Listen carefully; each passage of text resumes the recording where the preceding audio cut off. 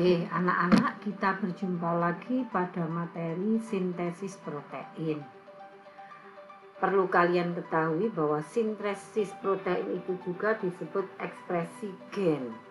Jadi, ketika gen ini salah diekspresikan, otomatis terjadi kesalahan sintesis protein, sehingga mengakibatkan adanya kelainan atau gangguan-gangguan penyakit yang terjadi di dalam tubuh kita akibat proses pembentukannya salah.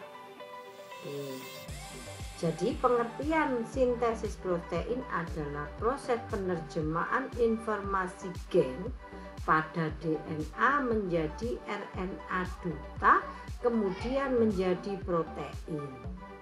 Tahapannya ada dua. Yang pertama adalah transkripsi, yang kedua adalah translasi.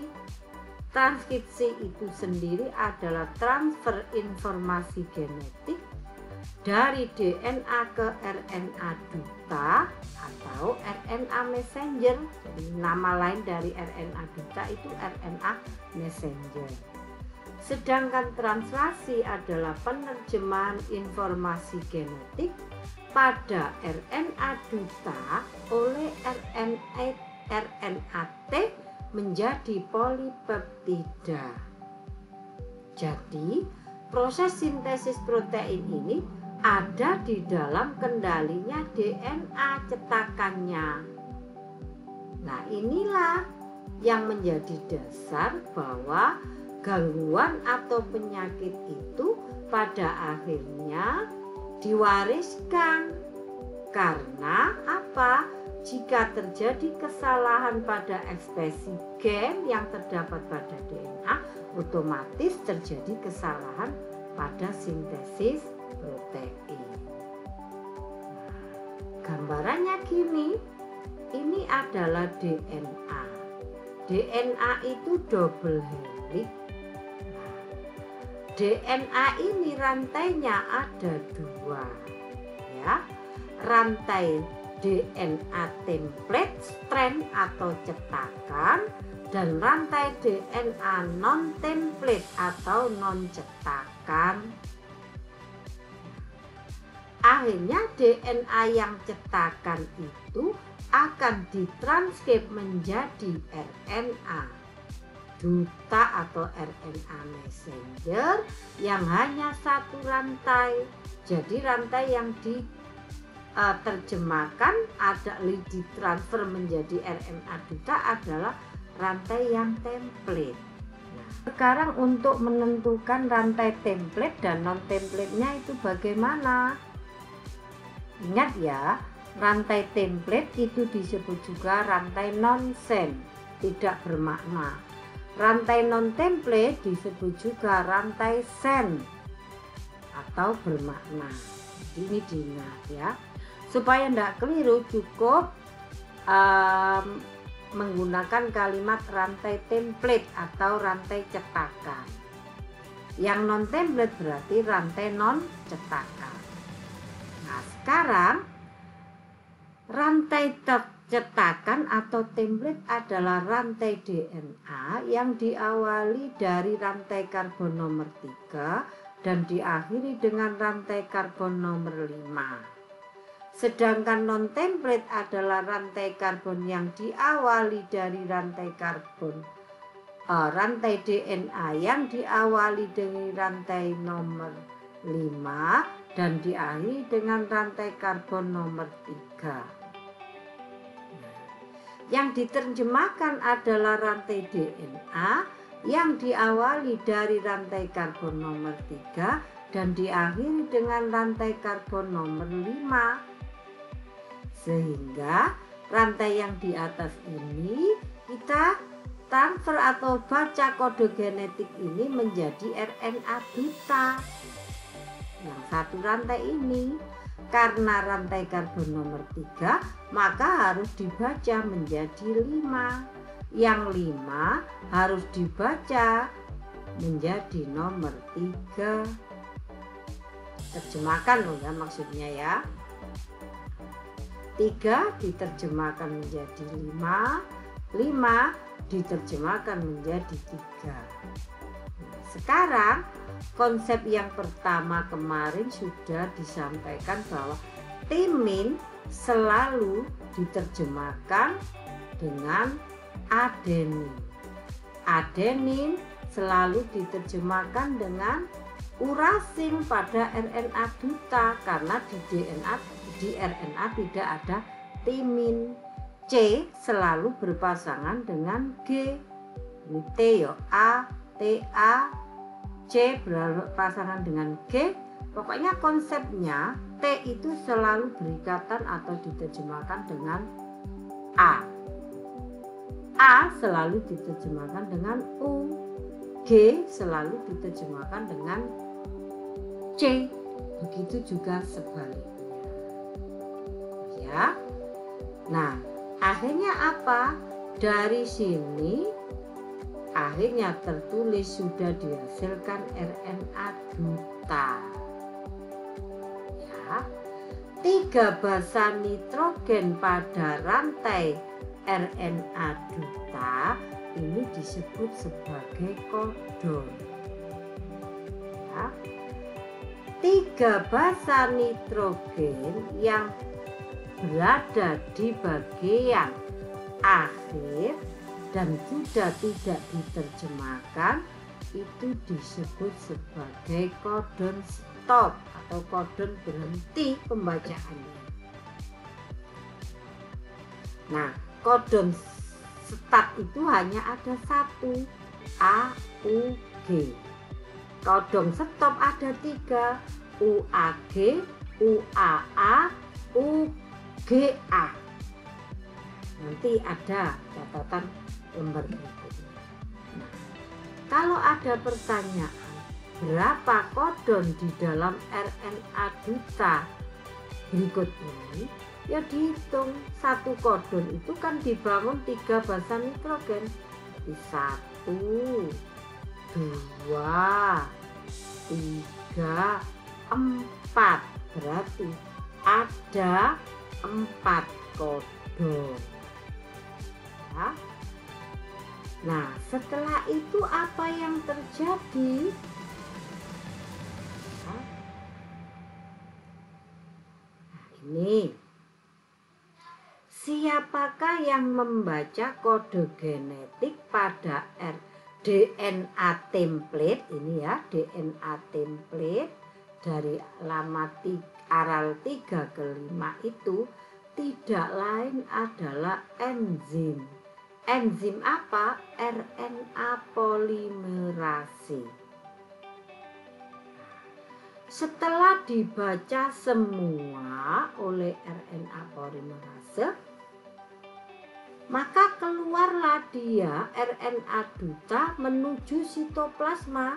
Jadi diingat bahwa transkripsi itu tidak lain adalah terjadi di inti sel. Setelah terbentuk RNA duta, maka RNA duta ini lari ke sitoplasma. Kalau pembacaan sudah selesai loh ya, pada kodon stop, dia keluar menuju sitoplasma. Ini keluar menuju sitoplasma ya, menjadi RNA duta. Ini RNA duta loh ya. Sebagai gambaran gini ya. DNA dari 3 ke 5 ini sebagai template-nya dibaca oleh RNA polimerase. Nah, sebelum dibaca DNA yang terpilih ini tadi ya harus dibuka dulu oleh enzim helikase. Makanya ini dia terbuka ya, longgar buka. Nah, RNA polimerase ini tahu ada gen promotor. Gen promotor itu apa?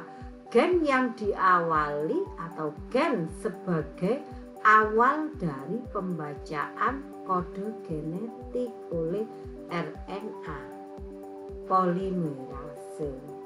Nah, dibuka bagian ini, kalau sudah selesai Langkah lagi selanjutnya DNA yang kembali lagi posisi tertutup, buka lagi sampai akhirnya dihasilkan RNA duta. Arahnya kalau yang diterjemahkan template dari 3 ke 5 ya, dari 3 ke 5, maka hasil dari pembacaan kode genetik itu 5 ke 3 RNA dutanya.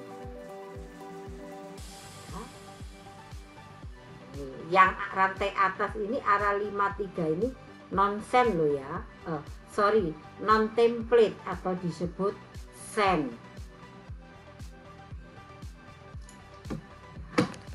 Selanjutnya ini tadi ya sama. Oke.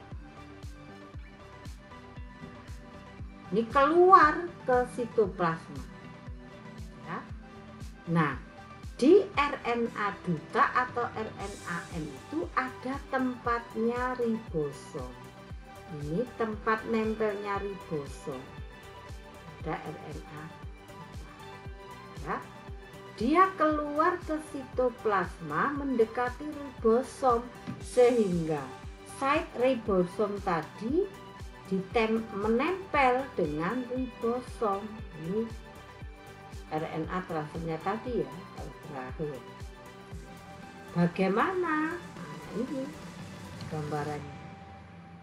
RNA duta menuju ke sitoplasma.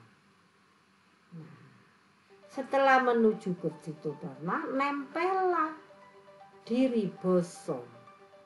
Ingat bahwa ribosom itu tersusun dari unit kecil dan unit besar. Kelihatan besar ini loh ya.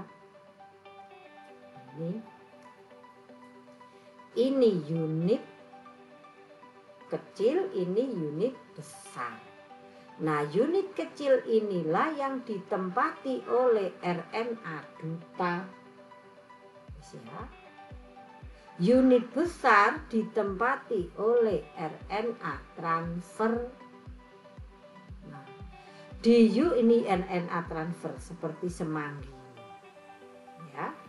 Lah di di ribosom unit besar tadi langsung unit ya. Ada site A, tempat nempelnya asam amino. Ada site P, tempat pembentukan polipeptida. Ada site E, ekresi, tempat atau exit, tempat keluarnya RNA transfer. Nah, jadi RNA transfer ini nempel juga di ribosom pada subunit besar. Dia membawa basa nitrogen yang cocok, kemudian ditempelkan pada RNA duta untuk diterjemahkan. Bagaimana alurnya? Diperhatikan. Ini tadi ya. Ketika RNA duta ini nempel di ribosom unit kecil, di sitoplasma loh ya.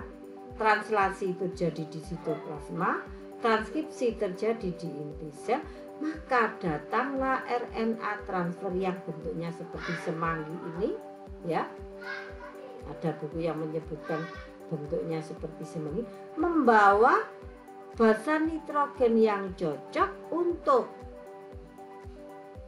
dicocokkan atau diterjemahkan ke RNA duta ini, menerjemahkan RNA duta ini.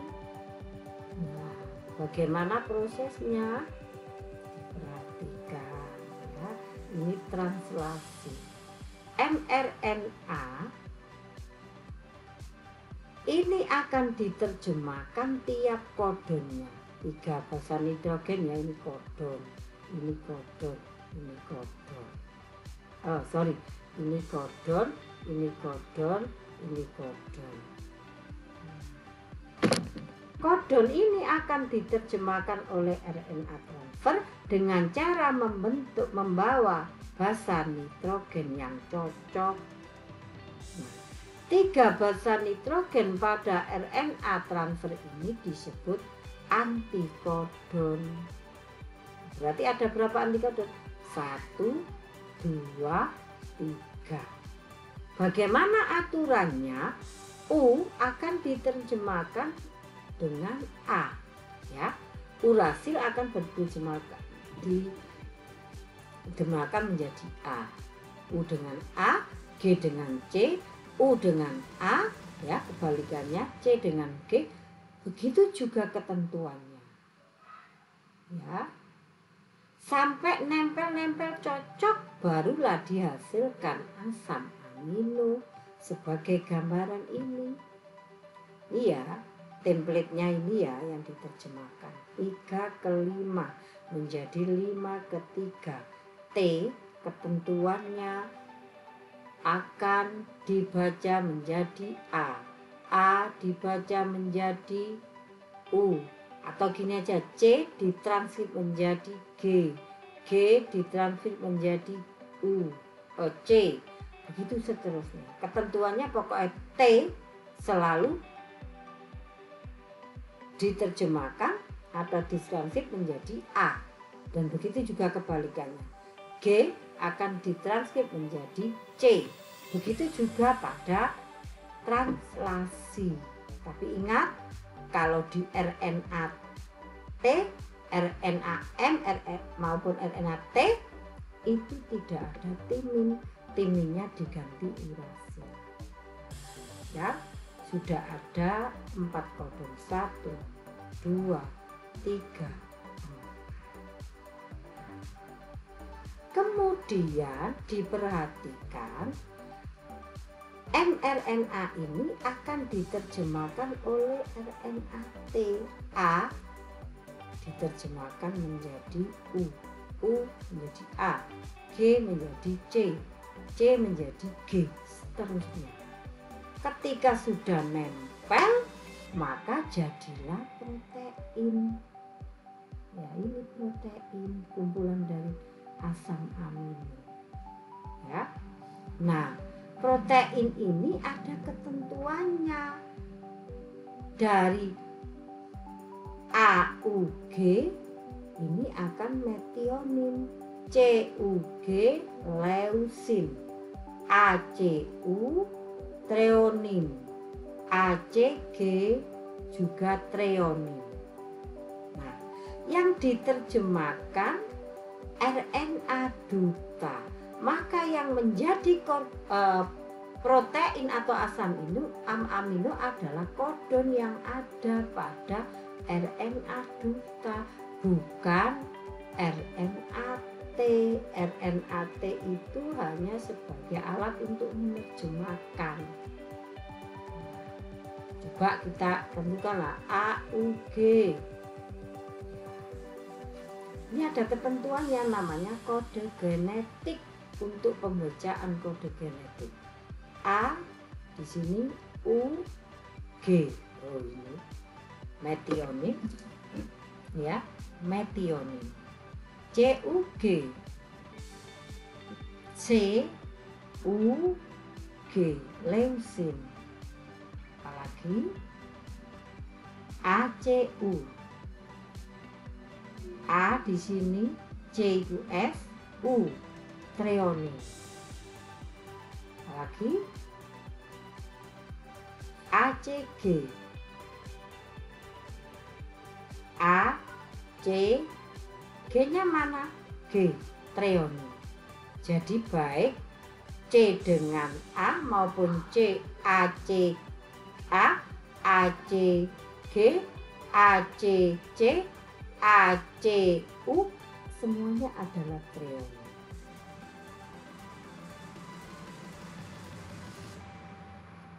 Oke, nah kode genetik ini berlaku secara internasional.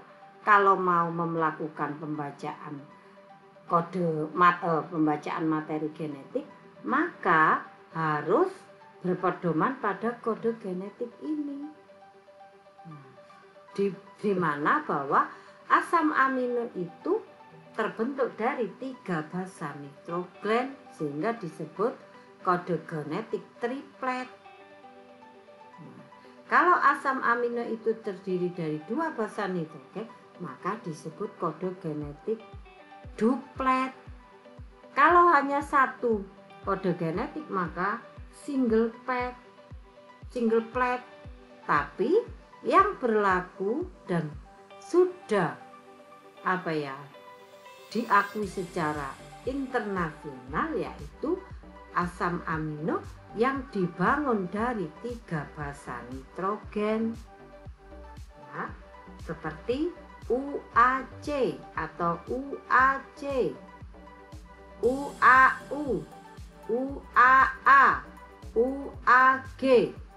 Ini dari kotak ini bisa kita simpulkan ya, jika basa nitrogen yang pertama itu yang pusat ya, sama dengan basa nitrogen yang kedua juga sama, maka otomatis jenis asam amino sama ya. Jika basa nitrogen yang pertama sama, yang kedua juga sama, tapi yang ketiga berbeda, AG, ada yang A atau G, ada U atau C, maka sama ya. Ini alanin, ini juga sama, ini sama, ini berbeda, yang ini berbeda, ini berbeda ya, ada 3 macam. Nah, rata-rata itu umumnya kecuali basa nitrogen tertentu.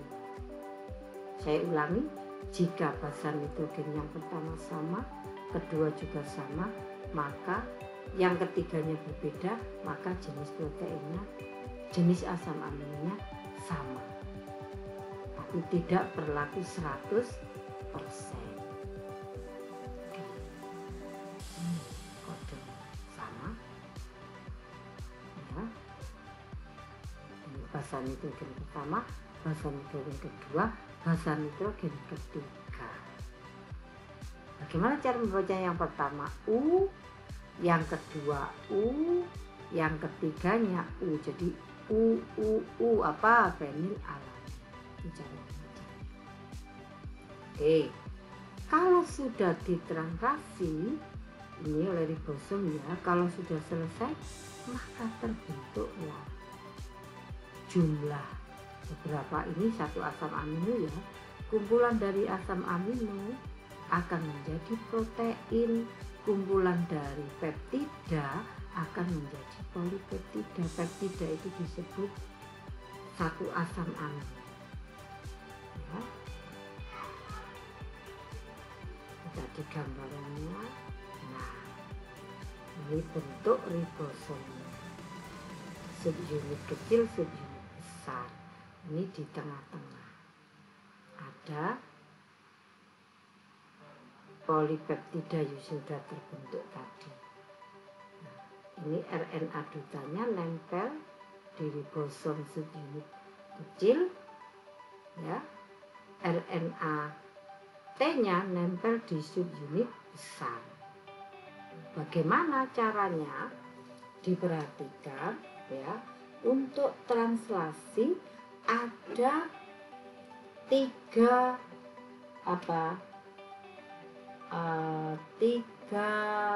proses ya. Yang pertama adalah tahap inisiasi, tahap permulaan. Mekanisme dasar ya. Jangan lihat ini dulu ya.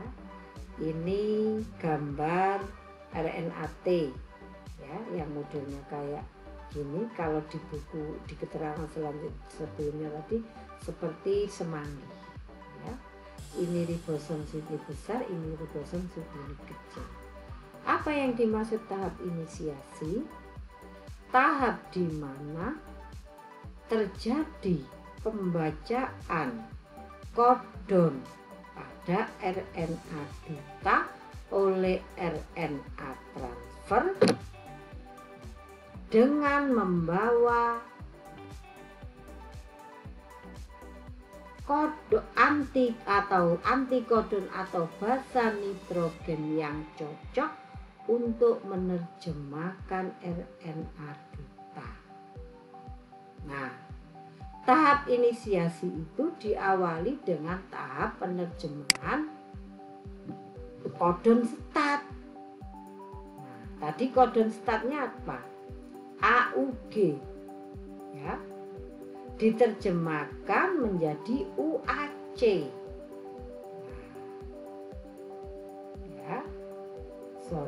Sehingga hasil dari penerjemahan tadi dihasilkan metionin.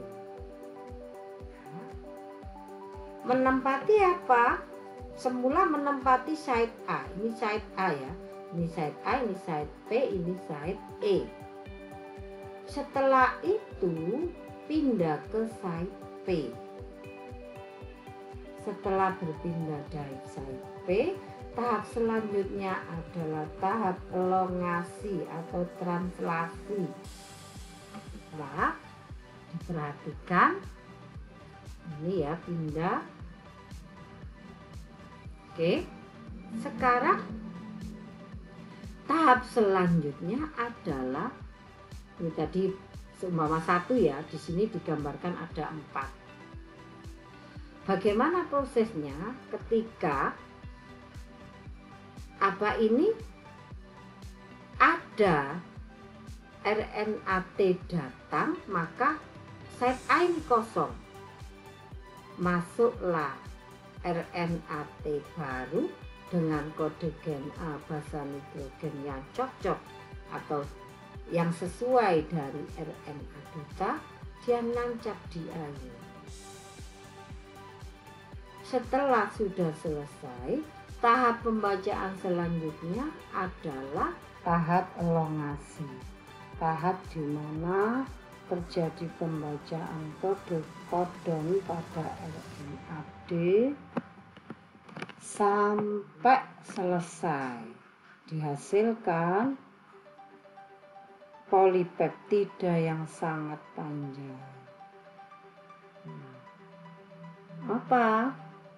Ya, setelah tahap inisiasi maka datanglah RNA-T yang baru membawa basa nitrogen yang cocok untuk dipasangkan dengan RNA duta atau basa nitrogen pada RNA duta yang sesuai.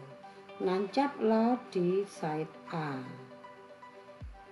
Setelahnya apa yang terjadi? Polipeptida yang ada pada RNA-T di site RNA-T di site P akan pindah ke RNA-T yang ada di site A. Setelah itu apa yang terjadi? Site RNA P, tempatnya RNA-T tadi akan kosong. Pindahlah RNA-T tadi ke site E, keluar dia. Setelah itu dia ini pindah ke site P, datang lagi yang baru sampai bertemulah ke kodon stop. Sehingga disebut tahap yang ketiga adalah tahap terminasi. Berakhirnya pembacaan kode genetik jika ketemu dengan basa nitrogen stop atau kodon stop. Siapakah? Ada 3, UAG, UAA, UGA. Maka ini berakhir, sudah ada tanda.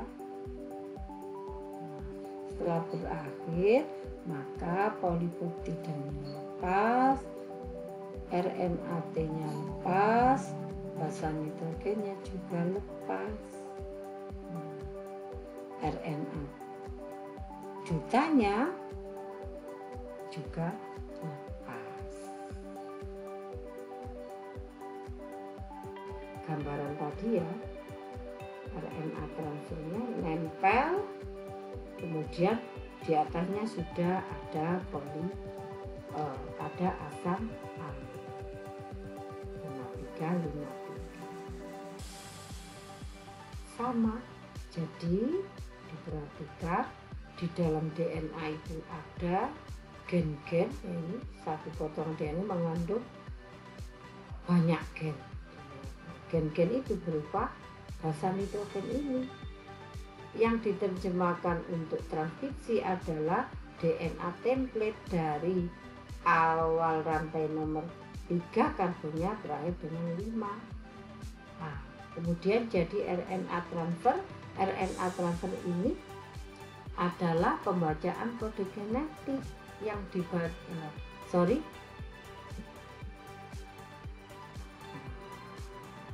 Sekarang kesimpulannya bahwa di dalam DNA itu ada banyak gen. Ini satu potongan DNA ada banyak gen. Ya, gen-gen itu tidak lain adalah basa nitrogen. Ya. Nah, basa nitrogen yang diterjemahkan atau gen-gen yang diterjemahkan itu adalah gen yang ada pada DNA template yang diawali dari rantai karbon nomor 3 berakhir dengan rantai karbon nomor 5. Nah, DNA template ini akan ditranskrip lewat proses transkripsi menjadi mRNA atau RNA duta, di mana 3 akan ditranskrip menjadi 5 akan ditranskrip menjadi 3. A akan ditranskrip menjadi U, C akan ditranskrip menjadi G, begitu juga sebaliknya. Kemudian kodon-kodon pada RNA duta ini akan ditranslasi atau diterjemahkan oleh RNA T menjadi asam amino.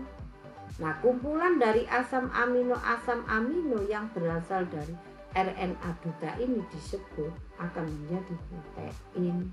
Jadi diingat, yang ditranslasi atau diterjemahkan adalah mRNA, bukan RNA T, tapi RNA D atau RNA M yang diterjemahkan menjadi asam amino. Ini gambaran gennya, ya, terletak pada lokus ini lokusnya. Nah, gen dominal itu ditulis huruf D, kalau gen resesif ditulis huruf C kecil, ditulis dengan huruf kecil, yang akan kita pelajari pada pewarisan sifat. Ya, penyampaian materi kali ini, sampai jumpa lagi pada pertemuan selanjutnya. Saya akhiri, assalamualaikum warahmatullahi wabarakatuh.